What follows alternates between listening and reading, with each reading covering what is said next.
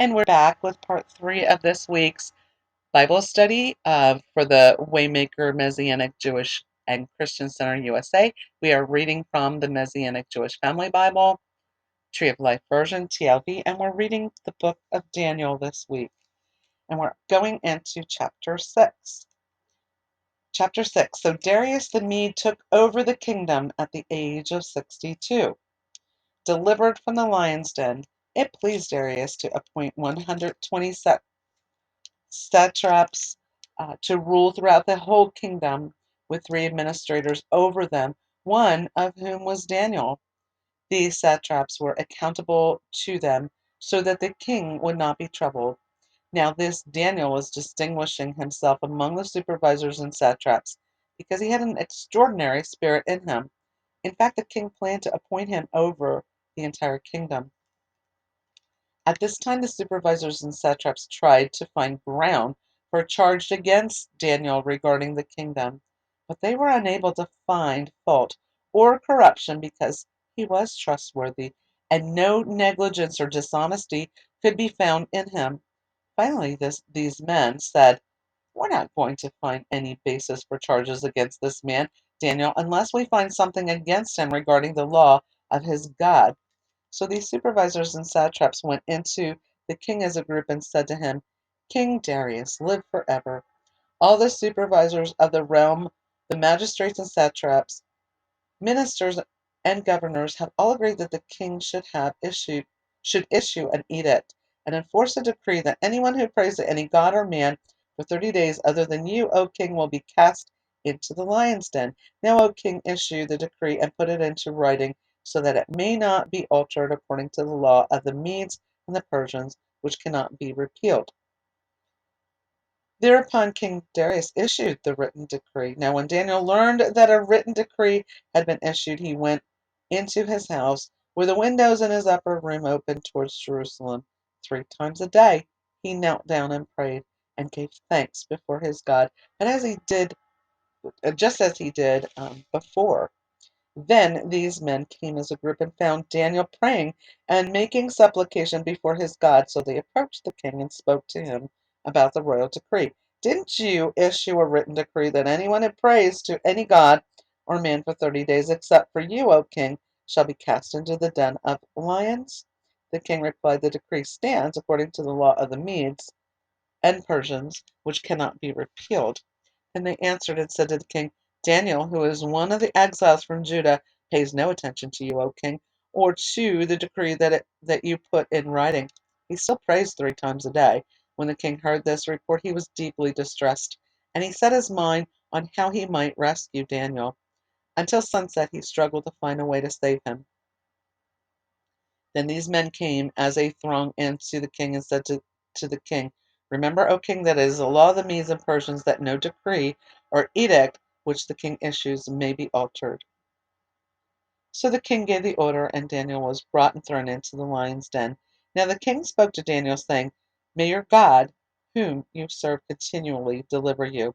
A stone was brought back to block the mouth of the den, and the king sealed it with his own signet ring and with the signet of his nobles, so that nothing could be changed regarding Daniel. Then the king went to his palace and passed the night fasting. No entertainment was brought before him. He was unable to sleep. At dawn the king got up and hurried to the lion's den. As he reached the den, he cried out to Daniel with a voice of anguish. The king spoke out to Daniel, saying, "Daniel, servant of the living God, was your God, whom you serve continually, able to rescue you from the lions?" Daniel spoke to the king, "May the king live forever. My God sent his angel to shut the lions' mouths, so that they haven't harmed me, because I was found innocent before him. Nor have I committed any crime against you, O king." Then the king was overjoyed and ordered Daniel taken up out of the den. So Daniel was lifted out of the pit. No injury of any kind was found on him, because he had trusted in his God.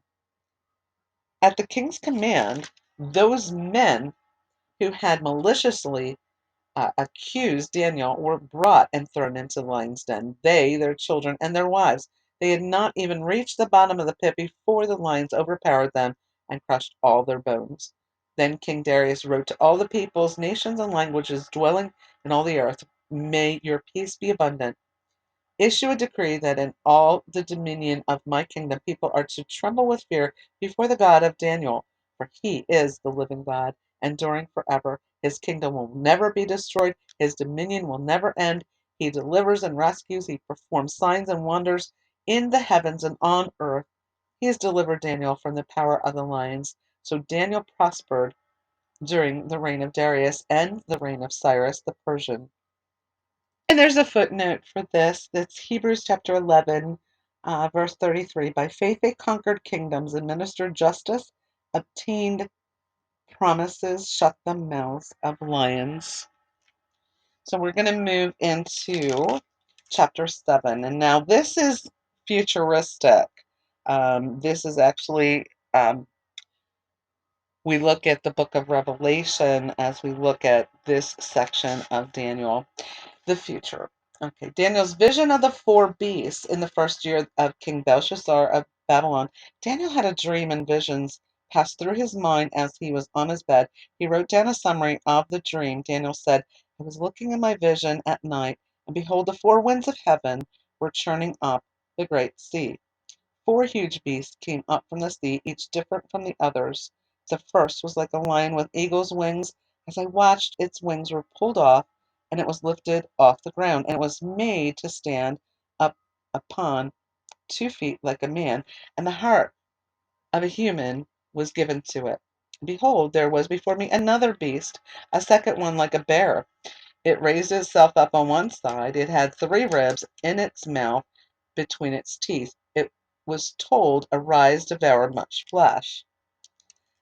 After that I looked, and behold, there was another one like a leopard. On its back it had 4 wings, like those of a bird.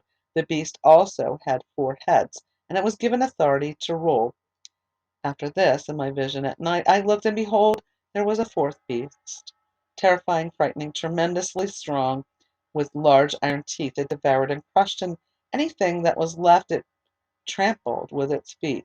It was different from all the beasts that came before it. It had 10 horns. While I was pondering the horns, behold, another horn, a small one, sprang up between them, and 3 of the first horns were uprooted from before it.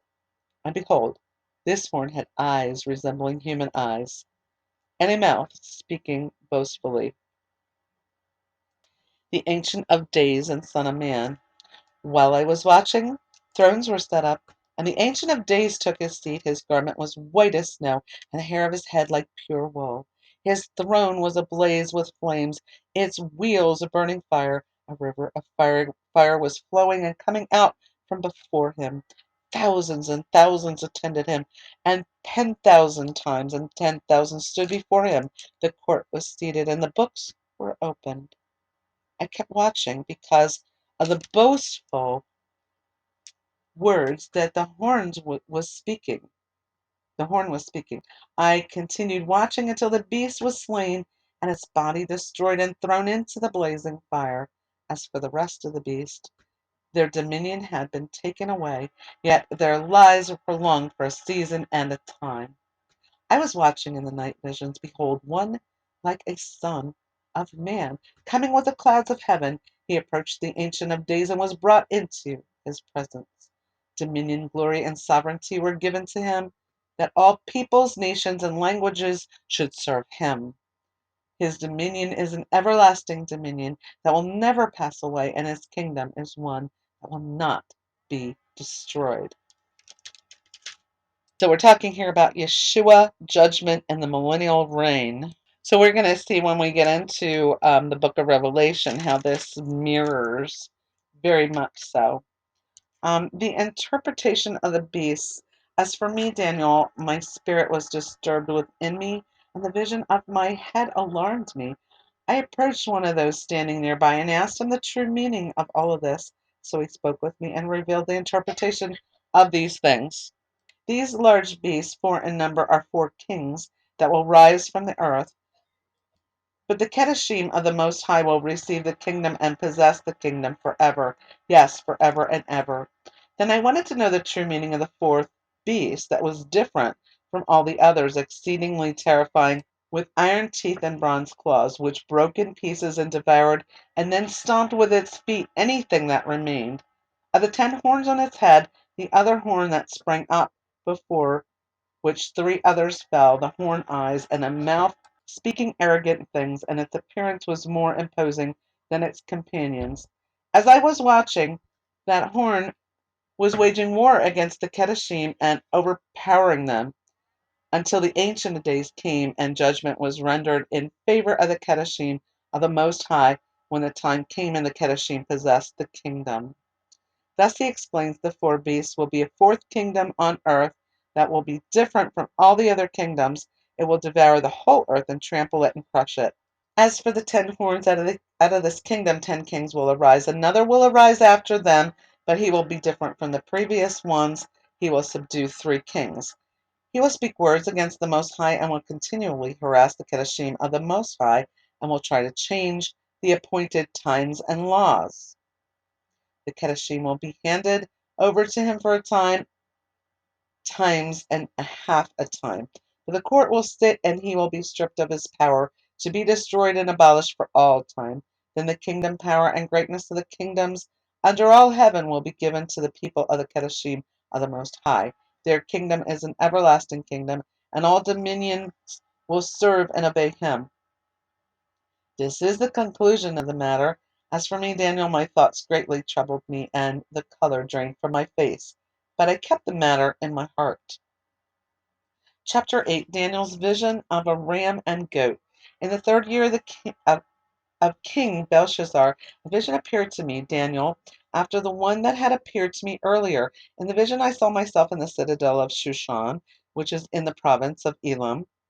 In the vision I saw that I was beside the Ulai canal. I lifted up my eyes and looked up. Behold, a ram with 2 horns was standing in front of the canal. The 2 horns were long, but one was longer than the other, but the longer one grew up last. I saw the ram charging toward the west and north and south. No animal could stand against him, none could deliver from his hand. So he did as he pleased and magnified himself. While I was contemplating this, behold, a male goat came from the west, crossing the face of the whole earth without touching the ground. Now the goat had a conspicuous horn between his eyes.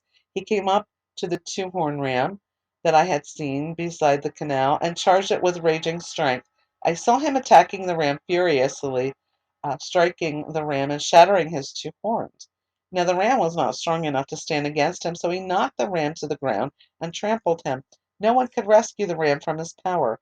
The male goat became exceedingly great, but as soon as he became mighty, the large horn was broken, and in its place 4 prominent horns grew up towards the 4 winds of heaven. Out of one of them came forth a small horn, which grew extremely large to the south and the east, and toward the beautiful land. It grew as high as the host of heaven, and hurled some of the host and the stars down to the earth and trampled them. It set itself up to be as great as the prince of the host. It took away from him the daily offering, and the place of his sanctuary was thrown down. The host was given over along with the daily sacrifice in the course of its rebellion. It will hurl truth to the ground and prosper in what it does. Then I heard a holy one speaking, and another holy one said to the one who was speaking, how long will the vision last? The daily sacrifice be forsaken because of rebellion, the sanctuary be surrendered, and the host be trampled. Then he said to me, for 2,300 evenings and mornings, then the sanctuary will be vindicated. Interpretation of vision, Persian ram and Greek goat. Now it happened that while I, Daniel, was watching the vision, trying to understand it, behold, standing before me was one with the appearance of a man.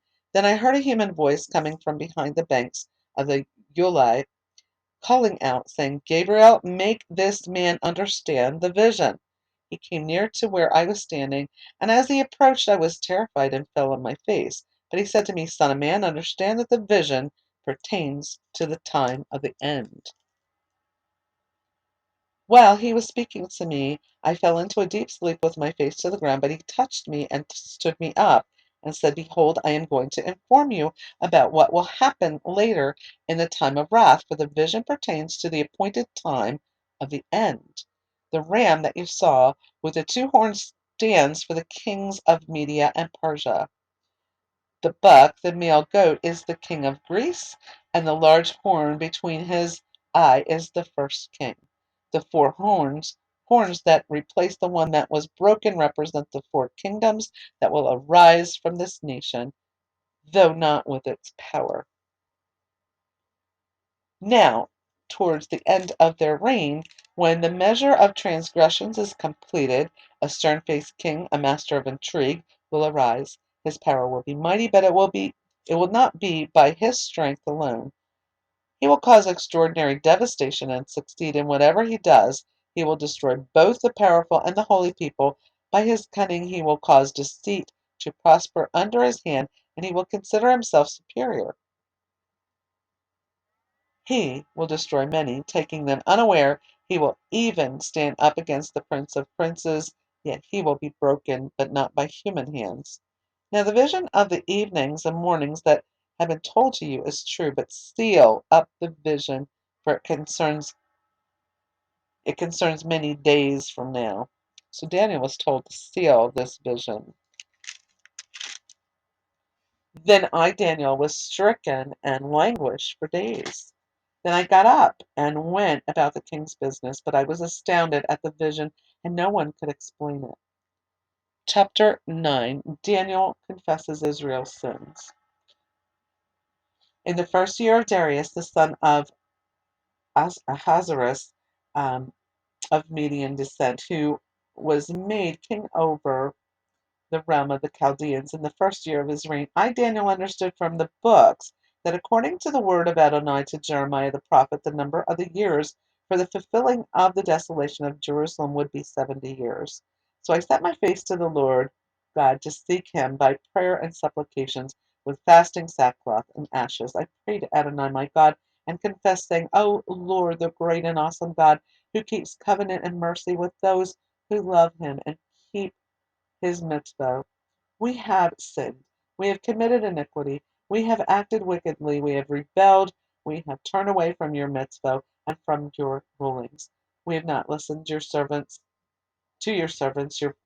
the prophets who spoke in your name, to our kings, our leaders, and our fathers, and to all the people of the land. You, Lord, are righteous, but shame covers our face to this day. The people of Judah and the inhabitants of Jerusalem and all Israel near and far in all the countries where you have banished them because they behaved unfaithfully toward you. Adonai, shame covers our face, our kings, our leaders, our fathers, because we have sinned against you. The Lord our God is compassionate and forgiving, even though we have rebelled against him. We have not obeyed the voice of Adonai Eloheinu by walking in his Torah that he set before us through his servants, the prophets. Yes, all Israel has transgressed your Torah and has turned away, not obeying your voice. Therefore, the curse and sworn judgment written in the Torah of Moses, the servant of God, has been poured out upon us, for we have sinned against him. So he has confirmed his words that he spoke against us and against our rulers who ruled over us by bringing on us a great calamity. Under the whole heaven, nothing like this has ever been done to Jerusalem. As it is written in the Torah of Moses, all this calamity came on us, yet we have not sought the favor of Adonai Eloheinu by turning away from our iniquities and paying attention to your truth.